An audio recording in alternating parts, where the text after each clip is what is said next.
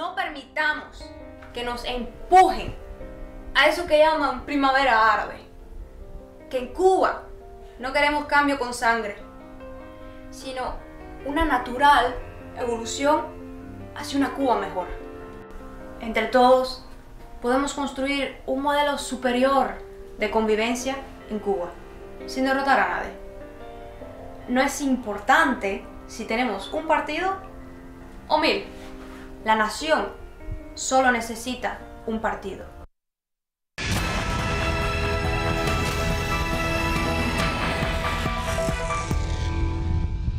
Bueno, siempre es bueno traer nuevas opiniones y sobre todo gente joven sobre lo que va a ocurrir en Cuba o lo que debe ocurrir o cuál va a ser el futuro o cómo ellos ven el presente. Y una de ellas es esta señorita que tengo en mi estudio que se llama Yadira Escobar.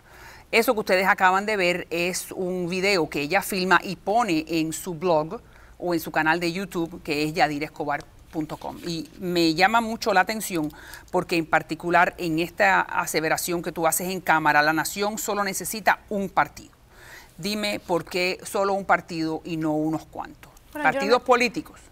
Bueno, yo no me refería exactamente a que hubiera 1 o 1000. El mensaje inicial era diciendo que más allá de la lucha entre partidos, que obviamente es necesaria, es importante que cualquier partido que exista en Cuba que siempre tenga en cuenta el bienestar de los cubanos y la soberanía de Cuba.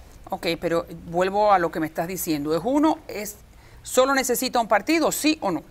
Lo que tú estás diciendo aquí muy claramente, solo necesita un partido. Es un video para ilustrar que lo que necesitamos, cualquier partido que sea, cualquier partido, porque tampoco yo sé que qué decisión va a tomar Cuba acerca si van a imponerse en peligro a pesar de las agresiones contra Cuba, a pesar de vivir durante todos estos años en un estado de excepción, o si van a permitir. Yo no sé lo que van a hacer, pero yo digo, pase lo que pase, que todos los partidos futuros que siempre tengan en cuenta el patriotismo.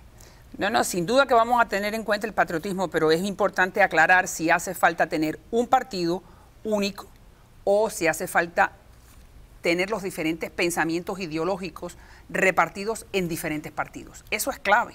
Sí, pero, ¿cuál piensas tú? Yo diría lo mismo que acabo de responder. Pase lo que pase dentro de Cuba, lo que tienen que hacer esos partidos es tener en cuenta el patriotismo. Entonces vamos a quedarnos en que si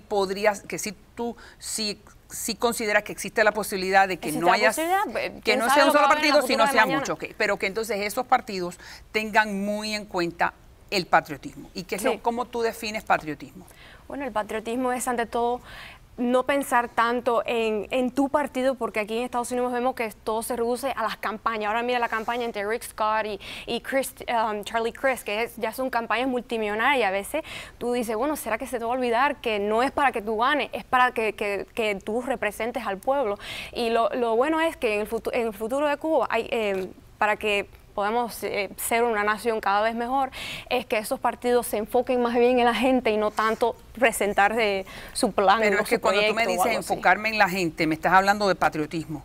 Y me parece que sería bueno que tú definas qué es lo que tú quieres decir con patriotismo. Bueno, el patriotismo ante todo es recordar que tenemos una natural frontera que nunca cambia. No son países como por ejemplo Europa, aquí las fronteras han cambiado, que eso es horrible. Pero en Cuba tenemos una frontera naturalmente diseñada por la geografía y eso hay que protegerlo. Hay que tener en cuenta que Cuba es una nación muy débil, es pobre y está amenazada por todo tipo de cosas. Pero espérate, quédate ahí. Cuba está amenazada ¿por qué? Amenazada ante todo, bueno, hasta ahora lo que primero que me viene a la mente es, no, porque bueno, hay pobreza, pero lo primero que me viene a la mente son las sanciones económicas. Las sanciones, entonces Cuba está amenazada por los Estados Unidos porque tiene un embargo. Exactamente, de hecho por eso es que Cuba vive en un eterno estado de excepción. Cuba se siente amenazada y entonces hasta que no terminen las sanciones económicas contra Cuba, es que no vamos a poder ver en una Cuba donde empiece a florecer. Ok, y eso sin duda que es la posición de muchos en el exilio, que ese embargo está asfixiando a Cuba. Pero entonces yo te pregunto... Ya, que el embargo no afecta a los dirigentes, afecta a la población, afecta a mis abuelas que por ejemplo no pueden tener una tarjeta de crédito, yo no le puedo dar una remesa con más facilidad. ¿Qué tiene que ver la malanga con el embargo? ¿Por qué? Sí, la malanga, bueno, vamos a ver, ¿por qué? ¿Qué tiene que ver el embargo cuando no hay una buena plantación de malanga? ¿Qué tiene que ver el embargo cuando a una muchacha que es camarera en un hotel en La Habana no le pagan el sueldo completo porque el Estado se queda con el 95%? ¿Qué tiene que ver el embargo? Tiene que ver mucho que ver porque en este siglo XXI vivimos dentro de una globalización y entonces pensar que Cuba puede bypass eso, que puede dar la vuelta y evitar a los Estados Unidos, es imposible. Pero es que la porque globalización... la economía de Estados Unidos afecta a todo. Si yo no puedo hacer negocio con Estados Unidos, estoy afectada porque el embargo no es solamente, hey, no negocio conmigo, es hasta sancionan aquí, hasta cualquier compañía que hasta haga algo con Cuba. Entonces tiene tantas repercusiones. Recientemente en América Latina han comprado bancos... No, pero espérate. Vamos a hacer ordenadamente para yo poder entender cuál es tu posición. ¿Qué tiene que ver nuevamente el embargo con el hecho de que a la muchacha que sirve, es camarera en un hotel, no le paguen su sueldo en su totalidad? ¿Qué tiene que ver eso? Esa es la relación entre el Estado y el alemán o el italiano que está administrando ese hotel. ¿Qué tienen que ver los Estados Unidos en esa transacción? Hasta que no se levanten las sanciones, no vamos a poder ver a Cuba como un país normal.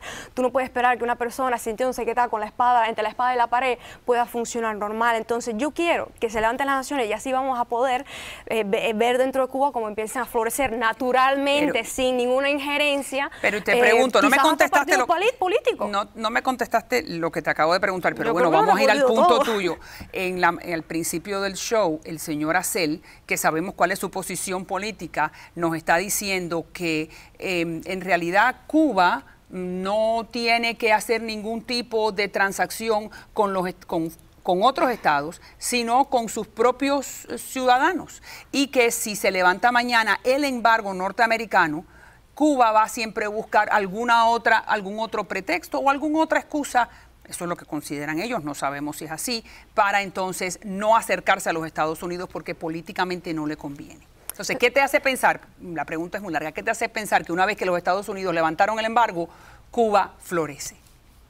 Esa es la pregunta. Bueno, porque las sanciones económicas fueron hechas no para hacerle daño al Consejo de Estado, fueron hechas deliberadamente, basta solamente unos minuticos en internet, para desilusionar a la población. O sea, estamos hablando de que no es mi idea. Los americanos diseñaron eso porque ellos pensaron que si tú afectas el bolsillo de las personas, si tú empobreces a una población, esa población va a sentirse enojada contra su gobierno. Entonces, ¿cuántas veces tú has ido a Cuba? Yo he ido a Cuba como 3 o 4 veces. ¿Y con cuántos dirigentes políticos has hablado? Bueno, con ninguno. Yo voy a ver a mi familia. ¿Qué tiene que ver eso? Gracias por venir al programa. Ya regreso.